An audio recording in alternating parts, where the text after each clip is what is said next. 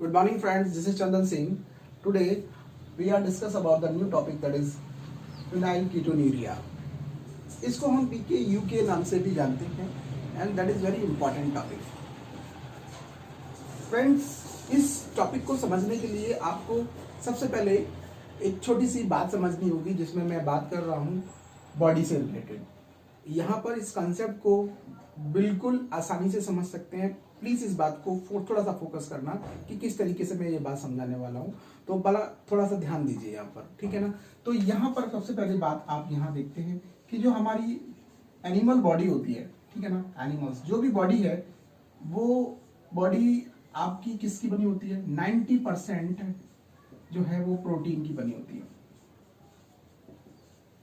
हमारा पूरा body almost protein का बना हुआ होता है. और इस प्रोटीन को कौन बनाता है? इस प्रोटीन को बनाते हैं अमीनो एसिड्स. ये अमीनो एसिड दूसरे अमीनो एसिड्स के साथ जुड़ते हैं एक पेप्टाइड बॉन्डिंग की वजह से. इनके बीच में पेप्टाइड बॉन्डिंग होती है जो आपस में क्या रिलीज करते हैं? वाटर को, यानी कि डिहाइड मतलब आपका वाटर रिलीज कर देते हैं, वाटर आयंस को रिलीज कर देते हैं और दो अमीनो एसिड आपस में जुड़ जाते हैं और एक बहुत बड़ी चेन बन जाती है जिसे बोलते हैं पॉलीपेप्टाइड्स.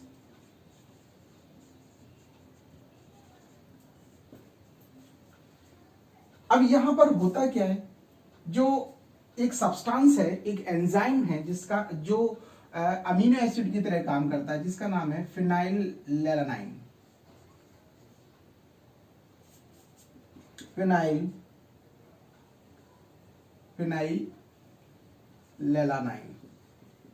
ये एक अमीनो एसिड है. क्या है? Amino acids.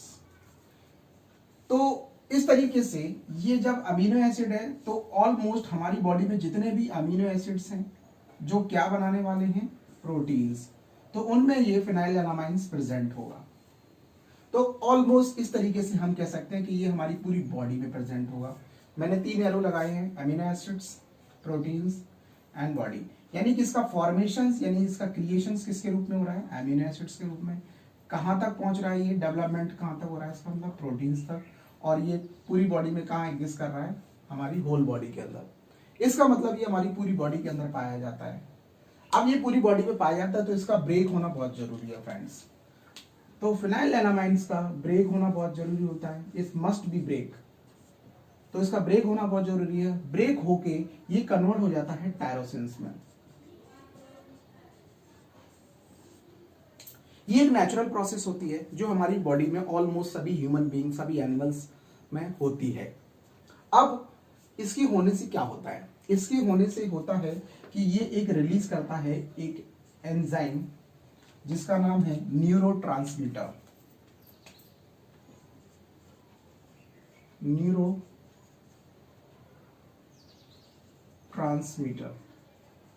तो न्यूरोट्रांसमीटर क्या है?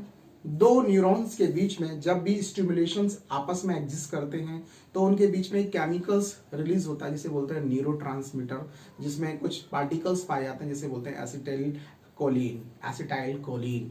तो ये क्या करते हैं? स्टिमुलेशंस को पास करते हैं, जो भी मैसेजिंग होती हैं, ठीक है ना, साइनेप्सिस प्रोसेस के थ्रू. तो ये क्या करते हैं? मैसेज को रिले करते हैं. लेकिन रिले करने के लिए एक एंजाइम की रिक्वायरमेंट पड़ती है जिसे बोलते हैं न्यूरोट्रांसमीटर. ये न्यूरोट्रांसमीटर कब निकलेगा? जब बॉडी के अंदर पाया जाने वाला सारा का सारा फिनाइलएलानाइन जो है वो ब्रेक हो जाएगा. किस में कन्वर्ट हो जाएगा? टायरोसिन्स में. टायरोसिन्स में कन्वर्ट होने के बाद न्यूरोट्रांसमीटर रिलीज होता है जो एक नेफ्रॉन से दूसरे नेफ्रॉन्स में क्या करता है? मैसेज को रिले करता है और आसानी से ब्रेन को रिस्पॉन्स कराता है. यानी कि ब्रेन के डेवलपमेंट में ये हेल्प करता है. ब्रेन हमारा वेल डेवलप हो जाता है, इंटेलिजेंस होता है, आईक्यू लेवल, ये सब कुछ हमारे बॉडी के जो मेटाबॉलिक सिस्टम है उस पर डिपेंड करती है. अगर हमारे बॉडी के अंदर मेटाबॉलिक वेस्ट प्रोडक्ट आसानी से जो बनकर टूट कर बाहर निकल पा रहे हैं तो उस कंडीशंस में जो हार्मोन्स हैं, जो एंजाइम्स हैं, वो प्रॉपर तरीके से फंक्शनिंग कर पाएंगे. तो ये एक नेचुरल प्रोसेस है. किसमें क्या होता है? फिनाइलएलानाइन जो है वो ब्रेक हो जाता है. किसमें कन्वर्ट होता है? टायरोसिन्स में, जिसकी वजह से बनता है न्यूरोट्रांसमीटर. न्यूरोट्रांसमीटर जो होता है वो आपके सेरिब्रो स्पाइनल फ्लूइड यानी कि जो ब्रेन का जो फ्लूइड मटेरियल होता है वहां पर जाके इकट्ठा हो जाता है, और इकट्ठा हो जाने के बाद वो क्या करता है, एक न्यूरॉन से दूसरे न्यूरॉन के बीच में जितने भी मैसेज रिले होते हैं वो सब आसानी से फंक्शनिंग करने लगते हैं और ब्रेन हमारा वेल डेवलप हो जाता है। लेकिन इसके दूसरे एस्पेक्ट में बात करते हैं, ये है पहली कंडीशन। ये फर्स्ट कंडीशन है जिसमें फेनाइलएलामाइन जो है, इसको यहाँ लिख देते हैं, ये फर्स्ट कंडीशन हो गई जिसमें फेनाइलएलामाइन का जो प्रॉपर यूटिलाइजेशन बॉडी कर पा रही है। इस बात को समझना बहुत जरूरी है फ्रेंड्स कि फेनाइलएलामाइंस का यूटिलाइजेशन, इनकी ब्रेकडाउन जो है वो कैसे होता है, टायरोसिन्स में होता है, जिसकी वजह से क्या बनता है, न्यूरोट्रांसमीटर। जो न्यूरोट्रांसमीटर एक न्यूरॉन से दूसरे न्यूरॉन्स में क्या करता है, मैसेज को रिले कराता है, और मैसेज के रिले करने पर ब्रेन का जो फंक्शनिंग है वो प्रॉपर हो पाती है, यानी कि ब्रेन एग्जैक्टली फंक्शनिंग कर पाता है। लेकिन इसकी दूसरी कंडीशंस हम यहाँ देखने वाले हैं, आप स्क्रीनशॉट भी ले सकते हैं फ्रेंड्स।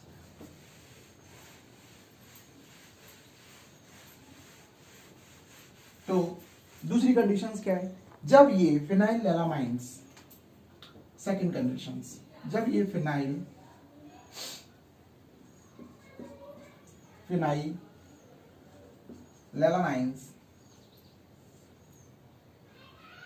ये जो है जब टायरोसिन्स में कन्वर्ट होता है, टायरोसिन्स में, तो टायरोसिन्स में कन्वर्ट करने के लिए एक एंजाइम की रिक्वायरमेंट पड़ती है जिसको बोलते हैं फेनाइलएलानाइंस हाइड्रोक्सिलेज। ये एंजाइम की हेल्प से ये फेनाइलएलामाइन जो है वो हमारे किस में कन्वर्ट हो जाता है, टायरोसिन्स में, जिसकी वजह से आपका जो ब्रेन है वो क्या कर पाता है, फंक्शनिंग कर पाता है। ब्रेन प्रॉपर तरीके से क्या करता है, फंक्शनिंग करता है। लेकिन ऐसा जब नहीं होता है, ऐसा नहीं होता है क्या, जब फेनाइलएलानाइन हाइड्रोक्सिलेज एंजाइम की कंसंट्रेशन गिर जाती है, यानी कि लेस, कम हो जाती है, तो उस कंडीशंस में क्या होता है, ये फेनाइलएलानाइन जो है वो एक्यूमुलेट होने लगता है। एक्यूमुलेट होने लगेगा, कहाँ होने लगेगा, ब्लड में। कहाँ होने लगेगा, ब्लड में। ब्लड में एक्यूमुलेट होने लगेगा और कन्वर्ट हो जाएगा, कन्वर्ट इनटू किसमें, फेनाइलएलानाइन पायरुविक एसिड, पायरुविक एसिड में कन्वर्ट हो जाता है। दैट इज वेरी टॉक्सिक, ये बहुत टॉक्सिक होता है फेनाइलएलानाइंस पायरुविक एसिड्स, जिसमें कन्वर्ट हो जाने की वजह से क्या होता है कि जो ब्रेन है, ब्रेन में जितने भी आपके जो सेरिब्रल स्पाइनल फ्लूइड CSF जो फ्लूइड होता है मटेरियल, वहां पर जाके ये एक्यूमुलेट हो जाता है। एक्यूमुलेट होने की वजह से ब्रेन जो है वो कैसा हो जाता है, मेंटल रिटार्डेड।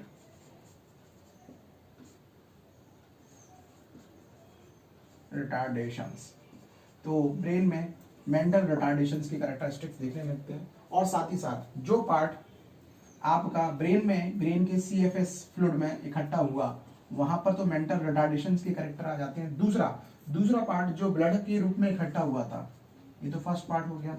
दूसरी कंडीशंस, जो ब्लड में गया मटेरियल वो क्या करेगा, जो भी आपका फेनाइलएलानाइन पायरुविक एसिड जो भी ब्लड में इकट्ठा हुआ वो क्या करेगा, वो यूरिन के रूप में क्या रिलीज करेगा, कीटोन बॉडीज। तो यूरिन के रूप में कीटोन बॉडीज को रिलीज करेगा, जिसकी वजह से क्या होगा, हमारे बॉडी में जो प्रोटीन है वो खत्म हो जाएगी और हमारा जो शरीर है वो कमजोर होने लगेगा, मतलब दुबला पतला और भी कई सारे और प्रोटीन के लॉस की वजह से हमारी बॉडी में कई सारे डिसऑर्डर बनने लगते हैं। तो ये जो डिजीज है वो दो चीजों को लॉस करती है, पहला मेंटल रिटार्डेशंस एंड दूसरा यूरिन के अंदर कीटोन बॉडीज का आना, जिसकी वजह से इस डिजीज को बोलते हैं फिनाइल कीटोन्यूरिया, क्योंकि कीटोन बॉडीज जो है वो यूरिन में आने लगती है। तो किस तरीके से कीटोन बॉडीज आने लगती है कि फिनाइल जो एलानाइन जो सब्सटेंसेस है ये एक अमीनो एसिड की तरह काम करता है जो कि सभी प्रोटीन्स में इन्वॉल्व होता है। इसका टूटना बहुत जरूरी होता है, जब ये टूटता है तो ये टायरोसिन में कन्वर्ट हो जाता है आसानी से, और इसको तोड़ने के लिए फेनाइलएलानाइन हाइड्रोक्सिलेज एंजाइम जो होता है वो काम करता है। लेकिन जब ऐसा नहीं होता है, एक कोई भी जीन जो होती है, ये जेनेटिक डिसऑर्डर है, बहुत ही रेयर केसेस में पाया जाता है, जब किसी की जीन डिफेक्टेड हो जाती है तो उसका ये हार्मोन्स जो एंजाइम्स है ये कम रिलीज होता है, और इसके कम रिलीज होने की वजह से क्या होता है, रिजल्ट ये आता है। ये एक एक्यूमुलेटेड हो जाता है। कहाँ एक्यूमुलेटेड होता है? ब्रेन में और ब्लड में। तो ब्रेन में जब ये एक्यूमुलेटेड होता है तो ये सेरिब्रल स्पाइनल फ्लूइड को अफेक्ट करता है, जिसकी वजह से मेंटल रिटार्डेशन का कैरेक्टरिस्टिक्स बन के आता है। और जब ये ब्लड में इकट्ठा हो जाता है तो यूरिन में कीटोन बॉडीज निकलती हैं, यानी कि that is the part of proteins, जिसकी वजह से वेट ऑफ बॉडी लॉस और अदर देन कैरेक्टरिस्टिक्स डेवलप हो पाते हैं। तो ये एक लिटिल बिट इन्फॉर्मेशन है PKU यानी कि फिनाइल कीटोन्यूरिया के बारे में। फिर से एक नई वीडियो के साथ में हम एक आपके साथ में सामने आएंगे। तब तक के लिए बाय बाय, थैंक यू। और अगर आप बिगनर्स हैं तो प्लीज इसको लाइक और सब्सक्राइब जरूर करें, जिससे कि आपको मेरे सारे वीडियोस ऑन टाइम मिलते रहे। Thank you friends.